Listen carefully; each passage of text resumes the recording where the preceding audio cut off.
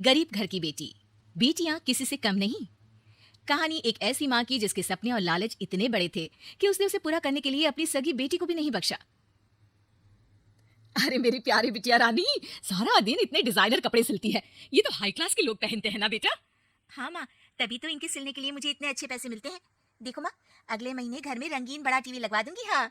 अरे जीती रहे बेटा। वैसे कोई ऐसा काम कर जिससे एक बार में ही ढेरों पैसे आ जाए। आने को तो इसमें भी अच्छी कमाई है माँ, लेकिन एक दिन में एक ही कपड़ा सिलो तो आराम भी है ना। वैसे क्या करना है माँ इतने पैसों का? अरे तू बड़ी भोली है बेटा। अरे ओ रायना के पापा, देखो तो रायना के लिए मैंने एक लड़का देखा है। पैसे तो इतने हैं कि लाखों रोज इधर से उधर हो भी जाए तो पता ना चले। वो तो ठीक है, लेकिन इतने बड़े घर का लड़का हमारी रायना से शादी क्यों करेगा? अरे कैसी बात कर रहे हैं आप, क्यों नहीं करेगा? अरे करेगा ना, कमी क्या है हमारी रायना में? अच्छा फोटो तो दिखा दो, कैसा है लड़का? कहीं ऐसा ना हो कि कोई बूढ़ा निकले। अरे थोड़ी सी उम्र में बड़ा लड़का कोई बूढ़ा नहीं होता, ये देखो। फोटो किसी लड़के की नहीं बल्कि एक आदमी की थी। ये क्या बकवास है? कौन है ये? इसके बेटे की फोटो दिखाओ। जी ये वो लड़का ही है। अरे साधना, तुम सगी माँ हो या सौतेली? अरे पैसा रहेगा तो राज करेगी ना। मेरे जीते जी मैं अपनी बेटी की शादी इतने बूढ़े आदमी से बिल्कुल नहीं करूंगा। जब मैं अपनी बेटी के लिए लड़का पसंद नहीं कर सकती तो मेरा इस घर में रहने का अधिकार ही नहीं है। जैसे ही वो जाने लगती है कि तभी रायना वहां आ जाती है। माँ, आप जहाँ बोलेंगी मैं वहाँ शादी कर लूंगी, आप कहीं मत जाइए। और फिर रायना की शादी अपने से 11 साल बड़े राधा राम से हो जाती है। शादी के बाद एक दिन, अरे माँ, कैसे आना हुआ आपका? अरे बेटी, घर में आने के लिए कुछ सोचना होता है क्या? ये लो, पूरे 2 दर्जन केले हैं बेटा। शुक्रिया माँ। वैसे और बताइए। बेटा तेरे पापा की तबीयत खराब हो गई है और तू तो जानती है कि उनकी कमाई कितनी है। अगर तुझसे कुछ पैसों का इंतजाम हो जाए तो। माँ, मेरे पास पैसे कहाँ से आएंगे? अरे वाह बेटी, तू तो गिरगिट की तरह रंग बदल रही है।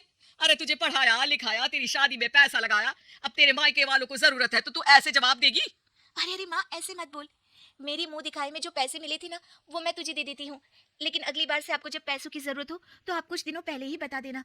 अरे ठीक है ठीक है, तो अभी से सुन ले, अगले महीने भी पैसों का इंतजाम करके रखना, मैं आकर ले जाऊंगी। तभी वहां रायना की सास आ जाती है।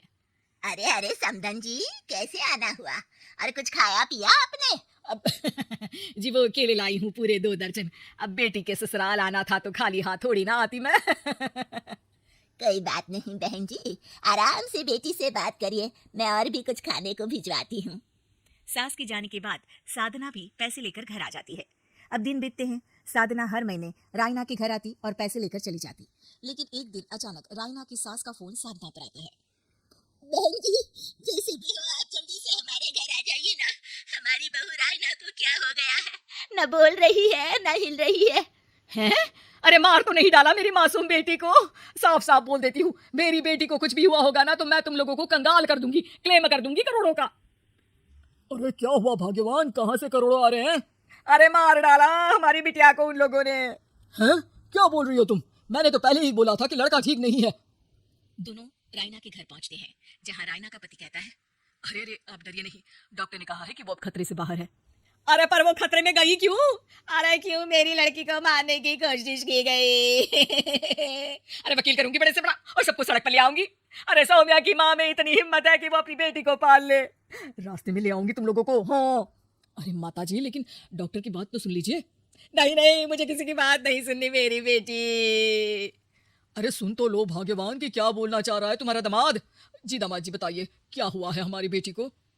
अरे पता नहीं, सारी सारी रात किसके लिए कपड़े सिलती रहती है और वो कपड़े जाते कहाँ हैं। अरे हम तो इतने पैसे वाले हैं, हमें तो कोई जरूरत नहीं है इसके सिलाई के पैसों की। मैंने तो कहा भी कि बिटिया अगर इतनी इच्छा है तो दिन में एक ड्रेस सिल लो, लेकिन मानी नहीं। आप ही की बेटी है, पूछिए आप, पूरे होश में है अब। हाँ। ये कहकर सास वहां से चली जाती है। अब कमरे में सिर्फ बेटी, माँ और पिता थे। बेटा मैं तो जीते जी मर जाता अगर तुझे कुछ हो जाता तो। क्या बात है बेटा, ये लोग अच्छे नहीं, तेरा पति ठीक नहीं है बेटा? अरे नहीं नहीं पापा, ये तो साक्षात भगवान का रूप है। मेरी सास तो मेरा पूरा ख्याल रखती है। ये लोग बहुत अच्छे हैं पापा। अरे तो फिर क्या जरूरत पड़ गई मरने की? माँ, पता ही नहीं चला, सारी सारी रात काम करती रहती। आपको पैसे भी तो देने थे, लेकिन ये नहीं पता था कि सेहत खराब हो जाएगी। अरे पैसे देने थे तो सास से या पति से लेकर दे देती। नहीं नहीं माँ, ये मेरे सम्मान के खिलाफ था। आप लोगों ने मुझे इस लायक बनाया है कि मैं आप लोगों की मदद अपने पैसों से करूं। पिता को साधना पर बहुत गुस्सा आता है, लेकिन साधना की आंखों में आंसू होते हैं। मुझे माफ कर दे बेटा, मैंने कभी नहीं सोचा था कि तू इतनी स्वाभिमानी निकलेगी। बेटा मैंने अपने लालच में तेरा जीवन बर्बाद कर दिया, मुझे माफ कर दे बेटा।